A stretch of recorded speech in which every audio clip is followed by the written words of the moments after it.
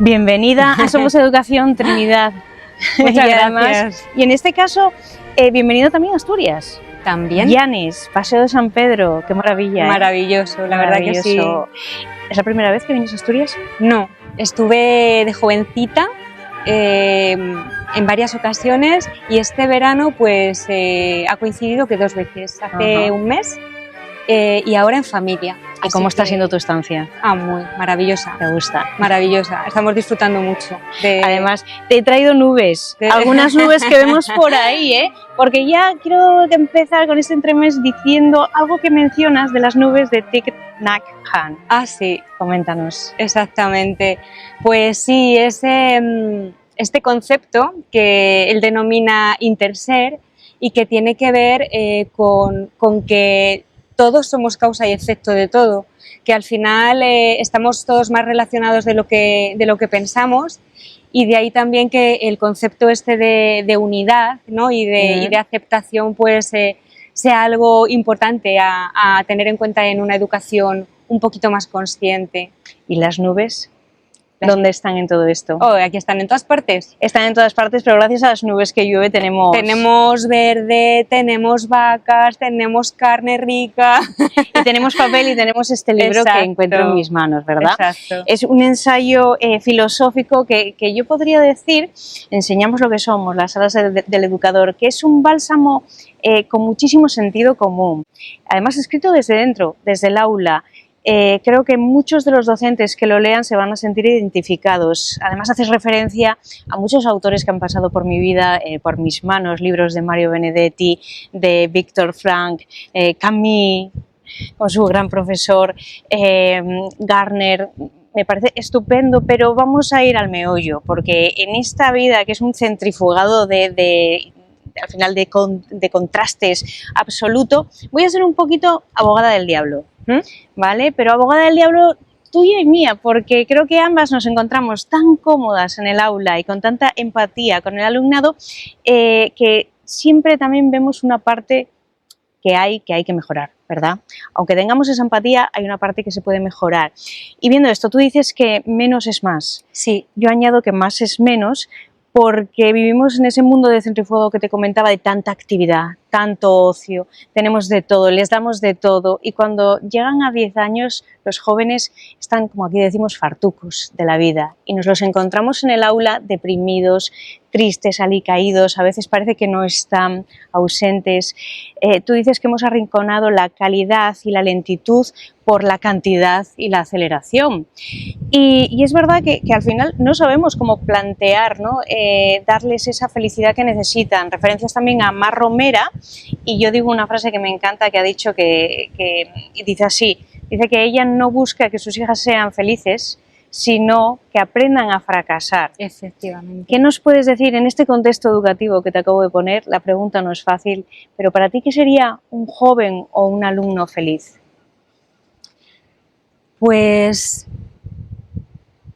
a ver, yo creo que desde el enfoque que está planteado el ensayo, creo que iría muy encaminado a un alumno feliz el que en un primer momento las personas que les educamos, ya seamos padres o profesores, primero nosotros tuviésemos esa lucidez de ver el sentido a despertar y nos autoeducáramos. Es un proceso muy complejo porque supone desaprender muchas cosas que hemos incorporado en nuestro proceso educativo de socialización, pero una vez que un profesor o un padre decide tomar ese punto de partida y lo trabaja día a día, yo creo, con la misma asiduidad con la que hacemos otras cosas cotidianas, ¿no? Como dormir, alimentarnos saludablemente, de manera implícita, sin tener que decirlo, en la manera en que nosotros corporalizamos en el aula todo lo que comunicamos, eso va llegando. Entonces, hay una parte muy potente ahí que es casi como sin querer queriendo, porque el 90% de los aprendizajes son inconscientes, de manera que si el educador ahí está, digamos, bien anclado en ese camino de un poquito más de conciencia, un poquito menos de ego, eso al alumno le llega. Y si además de eso añadimos o quitamos muchas más cosas, ¿no? más lentitud, menos contenidos, más meter otras temáticas que no están en el currículo, pero que no por eso dejan de ser importantes, ¿no? Como temas esenciales que son atemporales desde que el hombre es hombre, como el amor, como la muerte, como el ego. Yo creo que ahí encaminaríamos a las personas a vivir desde una perspectiva no más feliz en términos de qué bien estoy siempre, sino hacia una perspectiva de vivo con sentido. Yo la felicidad, como es una palabra desde mi punto de vista un poco manida, no le doy esa interpretación de estar, pues eso, como decía Mar Romera, ¿no? Es que hay que fracasar. Es que realmente, por ejemplo, este ensayo nace de un momento personal duro, ¿sí? Que es cuando, pues bueno, no sé si tristemente o no, uno se ve que no tiene escapatoria, ves que hay un momento en el que no puedes mirar a otro lado que no seas tú. Entonces, yo apuntaría ahí para que las personas pudiésemos vivir desde otras miras. Pero aún así teniendo ese autoconocimiento, ¿no?, que nos falta. Mencionas en el libro que somos con la persona que más estamos, nosotros mismos, y al final no nos conocemos tan bien. Incluso tiramos balones fuera intentando socializar para ver si así nos encontramos y es más batiburrillo. Aún así, con ese autoconocimiento e intentando llegar a hacer una clase dinámica, activa, seguimos encontrando en el aula esos rostros apagados, a veces que parece que no están. Exacto. ¿Alguna llave? Pues es que ¿sabes qué pasa? Que yo también, después de pensarlo mucho, veo que es un asunto multifactorial. Creo que aquí en el ensayo es verdad que está muy relacionado con la profesión docente, pero es que un alumno, un chaval, se relaciona con familias, con otras familias, con amigos de otras familias, el poder que tienen los medios de comunicación a día de hoy.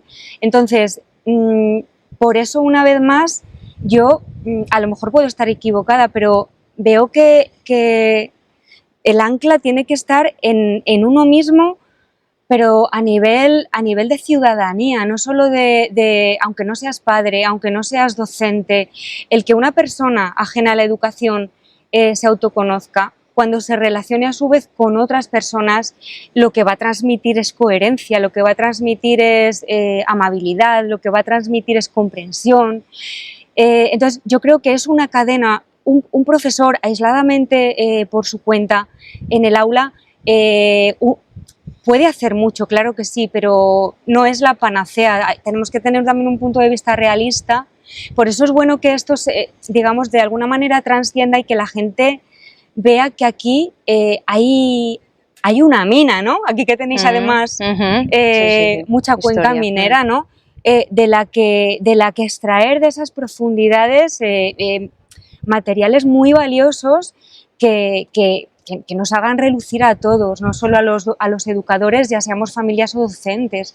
Es que cada uno veamos la necesidad de que ahí está parte de la solución o un porcentaje de la solución muy elevado. O sea, pasito a pasito individualmente, pero al final uniéndonos en esa comunidad educativa, ¿no? Que tenga peso y fuerza para tener un camino, ¿no?, fijo.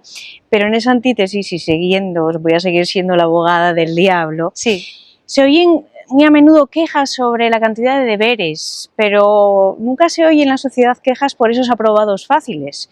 Entonces, es verdad que vivimos una sociedad en la que se aplaude muchas veces la ignorancia y no se valora el conocimiento. Entonces, creo que no somos tan exigentes. Ante esto, ¿te ha pasado alguna vez, has tenido sentimientos de cuando te encuentras un alumnado o un alumno o una alumna en clase que se esfuerza, es como algo excepcional o que está en vías de extinción? Sí, totalmente. El esfuerzo como actitud y como valor está en vías de extinción. Y yo creo que ahí deberíamos los docentes hacer un esfuerzo de autocrítica, porque hace poco lo comentaba también en una charla con docentes en México, que salió también este tema, y es que no es solo porque claro, los docentes, las familias, es como que siempre echamos los balones fuera a que los adolescentes, los chavales son vagos, no se esfuerzan, esta generación, esa lectura es muy facilonga. porque realmente yo me pregunto, ¿se esforzarían más si hablásemos de temas significativos para ellos en su día a día que conectaran con nuestras materias? ¿Se esforzarían más si pudieran también encontrar en el aula espacios en los que expresar lo que les inquieta? Que al final son temas, estos temas que comentaba al principio, que son atemporales e inherentes al ser humano porque nos atraviesan a todos, porque a lo mejor un alumno está pasando una mala temporada y está con un problema emocional tan grave que es imposible que se esfuercen y que atienda, porque no lo haríamos ninguno. O sea, nosotros mismos los adultos, si nos paramos a pensar un poco en nosotros, cuando estamos pasando un mal momento emocional, nos cuesta atender, nos cuesta socializar, nos aislamos. Entonces, ¿cómo podemos, yo me pregunto, ¿no? Y me incluyo, ¿cómo podemos ser tan torpes de viendo eso y viviendo eso, no quitar contenido curricular y hacer hueco a algo tan natural y tan accesible a todos como puede ser conversar? Y dejar en el camino contenidos, claro que sí, porque esos contenidos no se van a quedar en el camino si damos acogida a esos otros que en realidad, en esencia y en profundidad sí que está necesitando el alumnado. Yo esto en el día a día lo pongo en práctica. Está un poquito políticamente incorrecto decirlo, pero yo cuando lo he hecho a mí me ha dado muy buenos resultados porque el alumno se siente acogido, le reenganchas en atención. Es verdad que no llego a dar tantos contenidos como nos exigen, pero lo menos que das, o lo poco o lo mucho, realmente ahí queda. Es mi visión, o sea, que vuelvo a repetir que esta visión educativa de este ensayo es algo muy personal mío, fruto de mi vivencia profesional y personal. Pero es que realmente en el aula, cuando se pone en práctica, los alumnos vuelven y están ávidos de eso, están ávidos de contarte algo familiar que en realidad les está impidiendo atender, y la atención es la puerta de entrada al conocimiento. ¿Qué conocimiento vamos a poder ofrecer? Primero, sin esa atención por su situación emocional, y segundo, cuando ellos no sienten que a nosotros nos importan. Es que es muy difícil. Nos falta conversar, lo que dices, pero para eso también, cuando vamos pasando por diferentes generaciones, vamos dejando muy atrás esa que nos conecta directamente con ellos, con los jóvenes, ¿no? Dejamos de pensar, de ver como ellos, y para ahí es muy importante esos ojos, ¿no?, de niño, de Tonucci, que comentas también en el libro. Sí. Y para poder entendernos, porque en todo negocio siempre se ve lo que quiere el cliente, lo que busca el empresario, se estudia todo muy bien, hay un estudio de mercado muy bien hecho, pero en educación no se ve, porque no se conoce muy bien a los protagonistas realmente, que son, ¿no?, que son los alumnos, son las familias y los docentes. Entonces creo que hay una carencia de conversación, porque hablando nos conocemos, ¿no? Bien lo decía también con el diálogo Sócrates, que también mencionas. Además, esa falta de exigencia nos lo compartes con la formación profesional dual, cuando dices que al final hay alumnos que salen al mercado con un déficit de conocimiento de tremendo teórico-científico, ¿no? Sí. Y es porque se dan más valor a las prácticas que a la teoría. Decía Luis Lizasoain, el profesor de la Universidad del País Vasco, que es como poner monedas falsas en circulación. Efectivamente. ¿Qué opinas de esto? Pues yo es que lo veo totalmente así. Yo desde que empecé en formación profesional ha habido, desde mi punto de vista, un deterioro porque, a ver, casa mucho con la sociedad capitalista y globalizadora en la que vivimos, porque claro, cuanto menos contenido y más goloso le pongas al alumno, pues la dual, porque además son prácticas remuneradas mínimamente, el alumno va a tirar por ahí, porque todavía no tiene algunos porque tienen problemas económicos y otros porque tienen todavía un camino ahí de madurez y de poder ver que realmente sin esos conocimientos luego la parte procedimental se queda del todo deficitaria.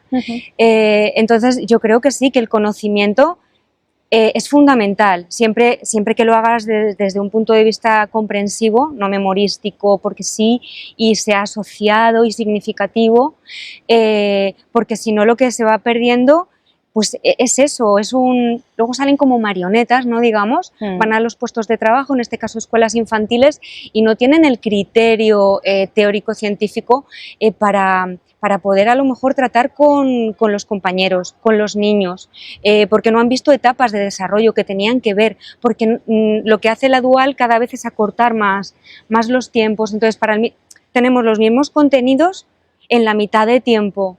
En la mitad de tiempo se ve la mitad de contenido. Entonces, hay cosas que luego se ven con los niños y no relacionan, no saben y las abordan desde la intuición o desde su sentido común. Y es verdad que a veces el sentido común funciona, pero en campos tan delicados como, por ejemplo, la educación infantil, es muy arriesgado. No es igual que trabajar con coches. El daño puede ser mucho más irreversible. El conocimiento es necesario, por supuesto.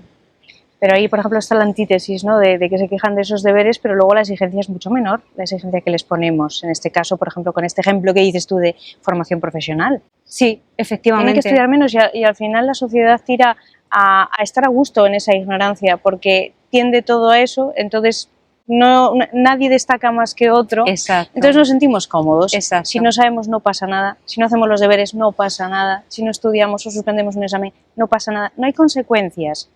Que a largo plazo va a haber consecuencias, porque al final el mundo vamos a convertirlo en un mundo mucho más trivial.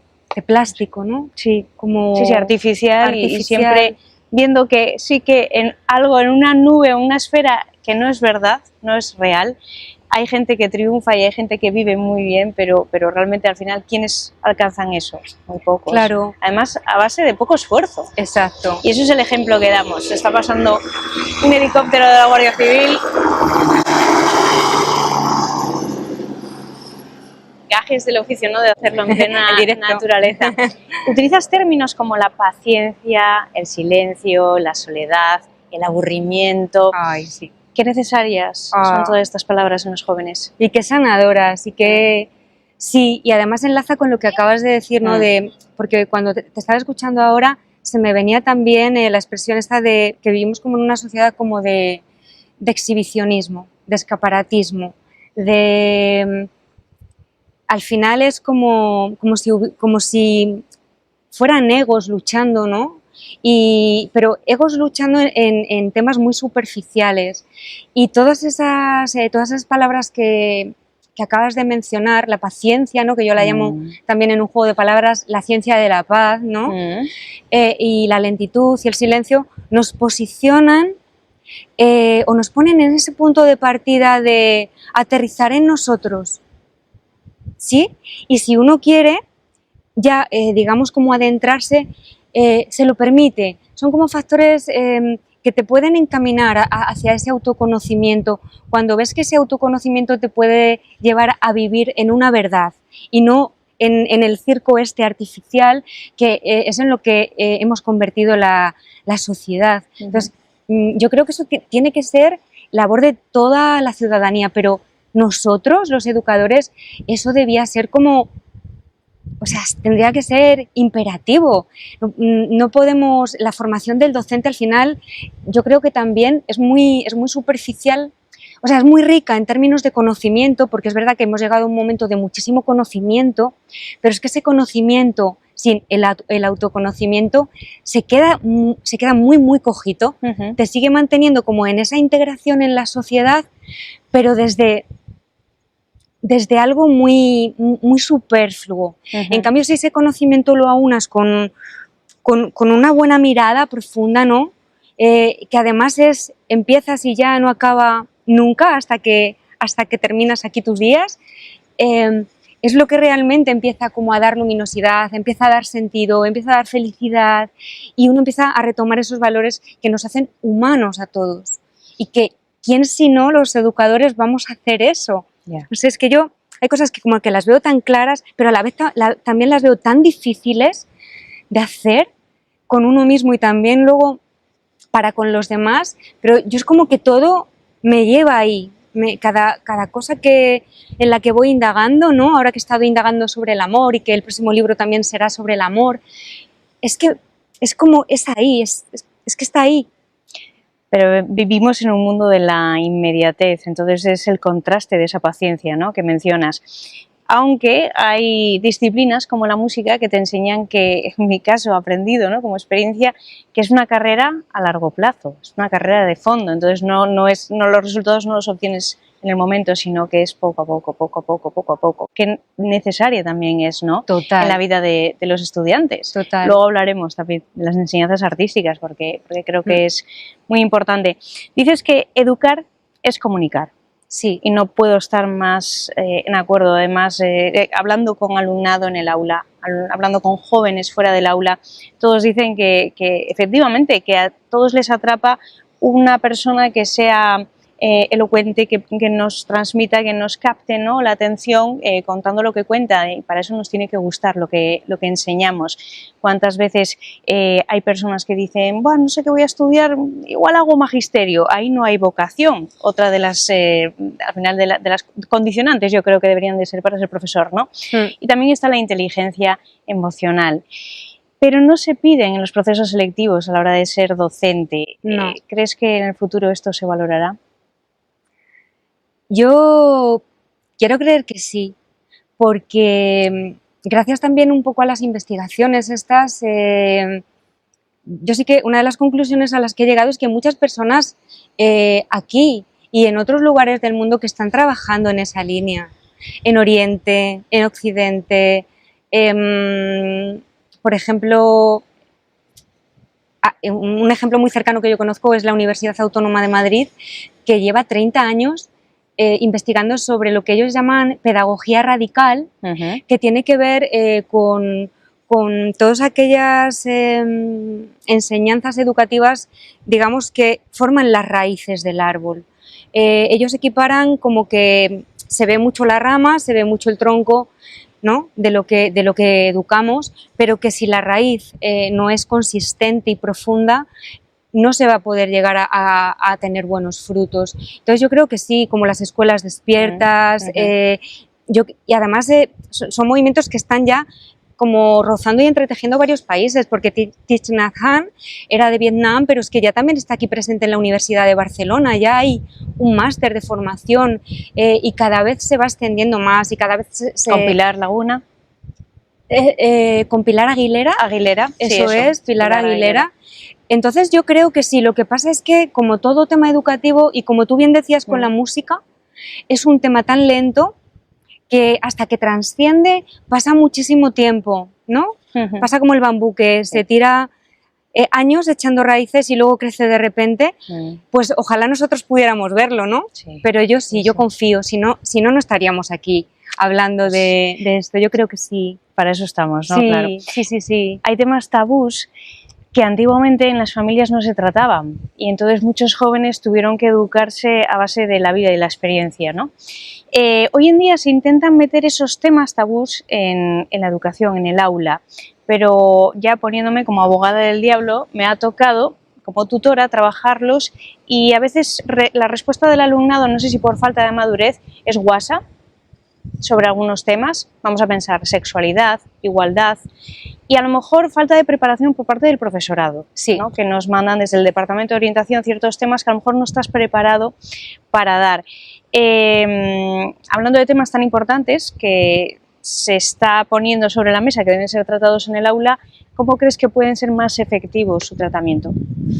A mí es que me pasa exactamente lo mismo porque además yo intento naturalizar todo lo que sale, que es, o sea, intentamos acoger todo lo que venga a colación y es verdad que nosotros, por ejemplo, en educación infantil tratamos la sexualidad y tratamos un poco, pues lo hablamos de manera como es, tal cual, sin tapujos, pero sí, a mí me choca mucho que generaciones tan jóvenes se sigan sonrojando o que les incomode o que sonrían o que... pues yo creo que simplemente, aunque no estemos del todo formados y que nos falten recursos, en la medida que cada uno pueda, que lo trate con la mayor naturalidad posible. Porque al final, si ellos ven que tú continuamente lo tratas con esa naturalidad, ellos llega un momento en los que también yo creo que en algún punto pararán de hacerlo. Lo que pasa es que tenemos que ser neutrales porque son temas que están muy politizados.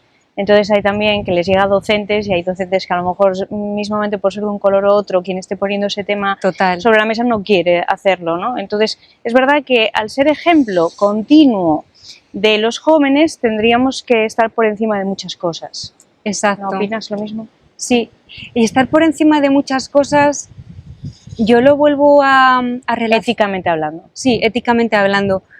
Yo lo relaciono con la aceptación, ¿no? Y con no querer adoctrinar. Pero para que nosotros hagamos eso en el aula, antes nos hemos tenido que quitar bastantes capas. Bastantes capas de ego, ¿no? El ego yo lo asemejo como una máscara de papel maché, ¿no?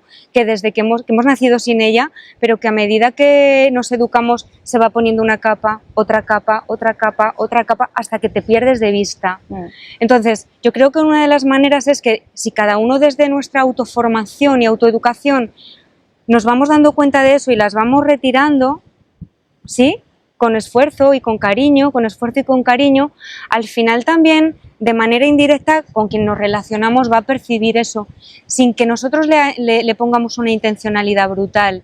Y quizá también, de esa manera indirecta, se van contagiando las personas. Nos vamos a entender mejor. Yo creo que sí. Hay un tema que yo creo que estamos de suerte en España, o de enhorabuena, que es la neuroarquitectura, que comentas, y yo lo relaciono mucho con el campo de la salud y de la belleza, que también referencias. Estamos de enhorabuena porque a partir de septiembre tenemos un máster en la Universidad de Alicante de neuroarquitectura. ¡Ah, qué bien! Además, he estado leyendo y dicen que, bueno, que es muy importante no solo en el ámbito de la salud, sino también en la educación, pero en el de la salud porque para pacientes que están enfermos, pues diagnosticados con enfermedades mentales, pues mejoran muchísimo. También para hiperactividad, otras enfermedades. Y es que dabas un dato del 2021 donde decías que 1 de cada 7 jóvenes o adolescentes estaban diagnosticados con una enfermedad mental. A lo mejor es quizás momento de que muchos centros educativos dejen de parecerse a cárceles con esas alarmas, que empiecen a tener cierta belleza o que te apetezca estar, porque es verdad que aprendemos mejor. Hay un profesor investigador también de arquitectura que es Juan Luis Higuera, que menciona que se hizo un estudio sobre cómo el color en las aulas mejoraba al final el concepto cognitivo de memoria a corto plazo. Hablaba de colores azul y verde, pero no hay por qué poner todas las aulas azules y verdes, pero sí que hay cosas que ayudan, ¿no?, arquitectónicamente hablando, su diseño, por ejemplo, los olores, los colores, las formas, la temperatura, la luz. Entonces ya se están haciendo cosas en España, como por ejemplo diseños de bibliotecas pues con mucho mobiliario móvil, también mesas de picnic, huertos, se hacen cosas, pero todavía no es suficiente, ¿verdad? No. A ver, si hablamos de educación pública, pues bueno, yo solo puedo hablar de mi experiencia y es verdad, es que los edificios parecen cárceles y yo creo que es que fíjate, a veces esas cosas que ahora les hemos puesto nombre porque ha habido gente que las ha investigado como la neuroarquitectura, intuitivamente las personas, si nos escucháramos un poco, lo sabemos. O sea, ¿cuántas veces nos ha pasado de pequeños a lo mejor ir a casa de una amiga, ¿no? Y de repente a lo mejor entrar y decir, uy, no, las energías, ¿no?, de los espacios. ¿A quién no le gusta tener plantas cerca? ¿A quién no le gusta tener ventanales? ¿A quién no le gusta tener limpieza? ¿Cómo puede ser que algo, porque para mí esto es sentido común, que ahora ya hay unos estudios científicos que lo ratifican bien, pero yo muchas veces me pregunto, ¿cómo podemos ser tan torpes? ¿Cómo tenemos nuestras casas? Claro. Es retroceder, yo a veces le digo, ¿no?, a los alumnos, ¿no os parece que cuando vais al centro educativo retrocedéis 40 años en el tiempo? Pero cómo tienen sus casas y cómo ven las aulas, ¿no? Y es verdad, podemos casi que calzar mesas con pantallas, pero no es suficiente. Tenemos desconchones, tenemos espacios fríos, hostiles. Muy hostiles. Que al final tampoco... Muy hostiles. Decían también en estos estudios que habían constatado que pacientes que estaban ingresados, enfermos, necesitaban menos analgésicos aquellos que tenían vistas a la naturaleza, a un parque, bosque, lo que fuera, aquellos que tenían una pared de ladrillos. Me lo creo. Necesitaban más. Me lo creo. a ver, si funcionan las cosas, hay que hacerlas, ¿no? Exacto. Con con poco se puede hacer, sí, además, sí. pero sin pausa. Exactamente, y cada centro dentro de sus posibilidades, ¿no? A lo mejor hay centros que lo tienen más fácil porque tienen un edificio recién construido, otros tienen un edificio muy viejo, pero incluso en los que son viejos se pueden poner 1000 detalles y es verdad que apetece estar, apetece. Sí. Sí, no solo ya es el ambiente que genere, ¿no? El docente, el alumnado, sino también lo que nos rodee. Exacto. Este ensayo sacado tan desde dentro, desde el aula, y algo tan vivo como es el aula, no es una pena que se estructure tan fuera de ella. Por ejemplo, hay estudios que constatan que asignaturas artísticas, como antes decía, ¿no? La música, la plástica, educación física, cuando tienen más peso en el currículo, hace que el rendimiento académico también suba. Y aquí se quita, cada vez quitamos más horas. ¿No renta o qué es lo que sucede? Pues yo creo que se nos ha quedado muy grabado a fuego que las enseñanzas artísticas, ¿no? Como tú bien dices, pues la música, la filosofía, la plástica, educación física. Sí, como nos hemos creído tanto, nuestro ego se ha creído tanto, que son materias que no alimentan al sistema, que vamos a ciegas. Por eso es preciso parar y escuchar a los que saben de estas cosas, porque justo son esas materias las que, por ejemplo, conectan más áreas cerebrales a la hora de aprender. ¿Por qué entonces no lo decimos? Porque entonces, incluso aunque no demos música, yo por ejemplo utilizo mucho la música en el aula, al entrar un día, ¿no? Y ves al alumnado que está como alicaído, ¿no? Y de repente empezamos con una canción y ya les has conectado. Y la música es magia. O sea, la música es como un idioma universal, nos conecta a todos. Yo me pregunto lo mismo que tú, no tengo respuesta. Lo único que tenemos que desaprender es esas ideas erróneas que hemos aprendido de esas disciplinas, porque son todo lo contrario. Y además son las disciplinas que tenemos muy recientitas que nos han salvado el alma en la pandemia. Que todo el mundo ha tirado de eso.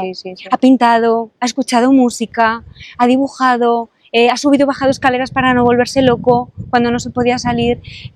A nadie le ha dado por hacer algoritmos. Es que simplemente con que nos paráramos un poquito y hiciéramos caso más a lo que llamamos entrañas, intuición, hemos dejado, sí, yo creo que como mucha credibilidad fuera de nosotros y hay que volver como a retomarla, porque eso lo sabemos todos. Pero claro, para saberlo hay que parar, respirar, tener paciencia y sobre todo voluntad de querer mirar. Pues sí. Pero son muy importantes esas materias. Y para eso se necesita tiempo. Sí. ¿Y qué es el tiempo? No, como decía, era Benedetti. No sé si hacías una referencia hablando del tiempo.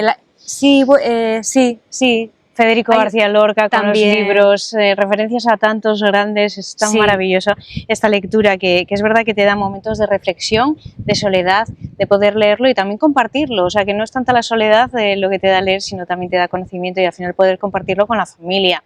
Ha habido trocitos que he compartido con mi marido, pero también con mi peque de 6 años. ¿Ah, sí? Sí, claro, sí. De músicos, pianistas que tocan con la mano izquierda sin teclado o con teclado y al final... Sí, al final lo que es la neuropsicología, ¿no? Que, es increíble. El cerebro hace todo el espacio y al final retiene todo como si lo estuviera viendo el mismo teclado, ¿no? Es como magia. Hay cosas que sí, que hay que compartir y se les queda, seguramente si lo dices. Sí. Bueno, Trinidad, un placer tenerte con nosotros. Yo te voy a decir que tengo un reto. Mi reto es tener y mantener, que a lo mejor es más importante, esos 7 sentidos que habla Mar Romera, ¿no? Del docente valioso, que en ello me encuentro, pero también transformarme en una maga blanca de la palabra. ¿Qué te parece? Ah, eso es maravilloso. Los magos blancos de la palabra yo creo que llegan cuando hay esa toma de conciencia interna. Y yo creo que tú ya la tienes. Oye, pues muchísimas gracias. Vamos, si no, no estarías haciendo la labor que haces interconectando a todas las personas eso es lo más importante. Que amamos la educación de alguna manera. Yo creo que sí, porque si no, no sabrías tampoco interpretar ni leer a todas aquellas personas que entrevistas. Entonces tú ya lo eres una maga blanca. Ay, muchísimas gracias. Porque además viniendo de ti, ese término pues me es muy importante. Total. Es un placer de charlar contigo y bueno, que se repita y seguir en comunicación pues para entre todos ir haciendo Sí. cadena y cadena y cadena Pues y que volemos cada vez un poquito más alto todos con otra perspectiva. ¿Volverás por la tierrina? Sí, el año que viene, ya mi familia ya está diciendo que a ver, que dónde reservamos, que sí. Muy bien, pues Estamos entonces enamorados. nos volveremos a ver, pero bueno, ahora con la tecnología también Sí. tenemos conexión diaria, o sea que Nos veremos, nos seguimos en veremos. contacto. Pues lo dicho, muchísimas placer. gracias por estar en esta sección del Gracias recreo. a ti, gracias a ti. Gracias. Bueno, qué pasada. Ay, qué ratito más chulo. Muy agradable, la verdad que sí. Un placer hablar de estas cosas que nos gustan.